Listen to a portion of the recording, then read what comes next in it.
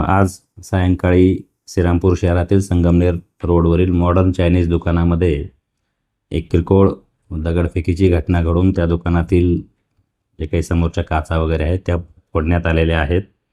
ही जी घटना आहे ही घटना यातील आरोपी आणि दुकानदार यांच्यामधील एक पाण्याच्या बाटलीच्या व्यवहारावरून किंवा पाण्याच्या बाटलीच्या किमतीवरून ही घटना घडलेली आहे।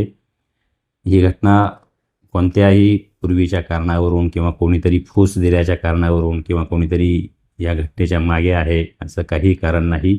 अगदी आकस्मिक कारणातून ही घटना घडलेली आहे। या घटनेला कोणत्याही स्वरूपाचा जातीय किंवा धार्मिक रंग देण्याचा कोणी प्रयत्न करू नये। यातील जे काही 4 आरोपी आहेत ते आपण ताब्यात देखील घेतलेले आहेत। या घटनेच्या संबंधात यातील दुकान चालक जे आहेत त्यांच्या फिर्यादीवरून गुन्हा देखील दाखल करण्यात आलेला आहे।